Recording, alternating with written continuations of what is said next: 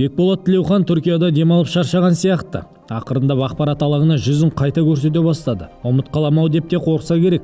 Өзде хайп жасаудың жолын білет. Әлем желіде отырған дүйім қазақтың тілінде түсінетіні бар емес пе?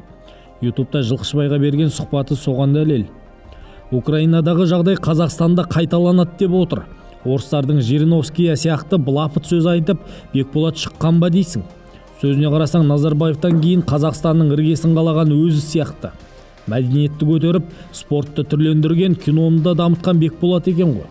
Саясатқа бару үшін сайқал болу керексің дегенді Бекболат өзі көрсетіп отырғандай. Сонымен байқаған шығарсыздар, бүгінгі шығарылымда Бекболат Қанайұлын арнаймыз. Көрген дұрыс, көрермені біздің дамуымыз үшін қолдауларыңыз қажет. Лайк басып, коммент жазып, төмендегі батырманы басып тіркеліп кетіңіз. Ән ұрлады деп жатыр. Ән ұрлады. Шешесін өлтірді деп жатыр. Иә, енді. Осының бәріне сен нанам дедің. Жоқ, нанған кезде енді сенетіні бар, сенбейтіні бар, енді әркім. Қайсына сенесің? Бекболат Тілеуханның дәмесі зор. Сенатор болғысы келеді. Бұған дейін ұлттық спортты басқарып мәжілісте отырғаны бар емес пе? Қаңтар оқиғасы болардан бұрын мандатын тапсырып қашып кетті. Содан бері Түркияны пана еткен. Тіпті өлсем өлігімді Түркия даласында қалдырыңдар дегенді айтты. Әрине, Түркия президентінің ұлы Біләлмен дос, содан қазіргі тіршілігі жұмақ шығар. Бекболат өзі кімнің қасында жүру керектігін білетін пақыр. Қазір досы Ердоғанның баласы, ал кезінде Назарбаевтың Қайрат Сатыбалдысының қасынан шықпай жүретін. Тіпті сол арқылы біраз жауапты қызметте де отыр демес пе? Оны ел жақсы білет. Осы Бекболат қазақтың Жириновскийіне айналып бара жатқан жоқ па? Қазіргі халық оның айтқанын алжығанның сандырағына балайды. Абыройы кеткен. Түркияға журналисті шақырып сұхбат беруді де әдетіне айналдырды. Бірақ бұл жолы Бекболат Тілеухан шынын айтам деп сырын айтып қойғандай. Тыңдаған шығарсыздар, сөзінде бір тоқтам жоқ. Естеріңізде ме, қажылыққа апарам деп мыңдаған адамды далада қалдырған Кәусар Тревел компаниясының басшысы бүкіл қаражатты Бекболаттың қалтасына салып бердім деген еді ғой. Бекболат болса, алмадым, оны танымаймын деп Құран ұстап тұрып ант суын ішкен. Дін тақырыбында шу шықса, Бекболат аты неге аталады? Бұл оның намаз оқитынмен байланысты деуіңіз мүмкін. Алайда журналистке берген сұхбатынан байқағанымыз, елге теріс ағым өкілдерін әкелгенде солармен таныс болғанда өзі көрінеді. Ал қазір Бекеңнің әр қимылы құзырлы органның бақылауында. Бекболаттың сәуегі елде ашылыпты. Қазақстанға Украинадан кейін шабуыл жасалуы мүмкін дегенді айтты. Стамбулға қашып кеткенде осыдан қорыққан болып тұр ғой. Ол тіпті сол жақтың азаматтығын алу да ойында барын айтып қалды. Бұрын соңды болмаған дәрежеде қазақтың басына қазір күн туып тұр. Екінші Украина болуымыз мүмкін. Құдай сақтасын. Ұлтжандылықты ұлтшылдықпен шатыстырып алу жүріп жатыр. Қазір баяғыда кімді Дәурен Абаевты жерден алып жерге салды ғой, пещерный национализм деген сөз үшін. Кейін бүйтіп қарап отырсам, сол шынында да бір жабайы ұлтшылдық бар ғой, аха. Мені қазір қорқыныш ұялатып жатыр мына жақ. Ұлттық қауіпсіздік комитетіне Бекболатты тұтқындау үшін осы сұхбатта жеткілікті сияқты. Өйткені сұхбатта біраз былықтың беті ашылды. Беті бүлк етпес, ақылдыларға тиіспеңдер, дін жолында жүрсе одан не жаманшылық көрдің дейді. Халил, Дарын, Тайыржан Ибрагимовтармен байланысы барын айтты. Еске салсақ, бұл шала имамдар теріс ағымды насихаттап қаншама қазақтың Сирияға кетуіне үгіттеген жандар.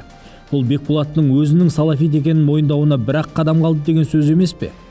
Әлде бұл Бекболаттың көп сөйлеймін деп қателескені ме? Меніңше бұл сұхбат салафиттердің күш алып келе жатқанын, жақында билікті қолға алатындарын білдірген сес көрсету сұхбаты.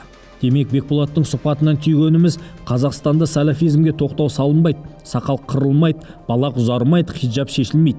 Көп ұзамай соғыс болады.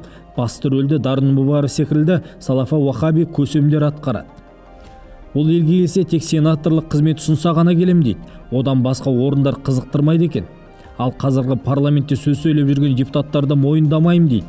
Шеттерінен популист, тіпті саясатқа 200 сайқалдар келу керек дегенді айтты. Осы кезде Бекболат өзін суреттеп жіберді ме, қалай өзі? Сіз қалай ойлайсыз? Шындап қысып жүрген кезде бар ғой, сүмірейіп шыға келетін адам керек. Бұлай бір қарағанда өте дерскі көрінуі мүмкін, бір қарағанда бір қайратты көрінуі мүмкін, бірақ шындап қысып жүрген кезде құйрығын екі бұтының арасына қысып қашатын адам ғой, солар как раз керек. Сөз саптауына қарап, Қазақстанды құрған Назарбаев екеуіме деп қыласың. Мәдениетінен бастап әдебиеті, спорты болсын, бәрін тіктеп бердім деп бөсті. Бекболат Тілеухан мақтауды ұнатпайды екен, тек өзінің жетістіктерін ғана айта береді. Маған дейін чемпионат мира болды ма? Болған жоқ. Маған дейін чемпионат Азия болды ма? Көкпардан басқадан болған жоқ. Маған дейін қылқобызбен жыр айту болды ма? Болған жоқ. Маған дейін шекті домбырамен бір өлең айтты ма? болған жоқ. Маған дейін қазақ сериалы ағайындарға шейін бір сериал шықты ма? Шыққан жоқ. Ауыздыға сөз бермейтін Бекболат бұл сұхбатта да біраз көсілді. Сөз арасында тілін майлап басшылықта отырған біраз шенділерді мақтап үлгерді. Сәуегейлігі келесі президенттің кім болатынын да білетін сыңайлы. Тіпті Қазақстанның президентін ешқашан халық өзі сайламайды деп кесіп айтты. Өйткені сақалды саясаткердің айтуынша бұл Қазақстанға басқа елдің ықпалы болуы мүмкін дейді. Айта берсек, Бекболаттың әр сөзіне тірелуге болады. Бізге тек анық болған мәлімдемеге ғана тіл қатып отырмыз. Бір анығы Бекболаттың артына түскендері көп. Соған қарап Бекеңнің де жауапқа тартылуына аз қалғандай. Енді Тілеуханның немересі Бекболат туралы бірер сөз. Карьерасын әншіліктен бастап, Назарбаевтың көзіне түсіп, мәжіліс депутаты, кейін ұлттық спорт төрағасы қызметін атқарған Бекболаттың Қазақстандағы жағдайы жақсы болды. Сөзіне сенсек, өмір мен өлімнің ортасында жүр екен. Кез келген ортада алға түсіп, артынан дүйім жұртты ерте алатын қабілет берді Бекеңе. Ол мүмкіндікті де жібермеді. Сөзінше, саясаттың сойылын соғып тастаған, асарын асап, ендігі ғұмырын шығармашылыққа арнағысы келген Бекболатты жайына қалдырмаппыз. Мақшарда сұралатын секілді халықтың алдында да есеп беруіміз керек деп есептейміз. Бекболат секілді сайрайтын бұлбұлдардың қазірде барын білеміз. Жұрт алдында жылтылдап шығып жүрген белсенділерді назарда ұстайтын боламыз.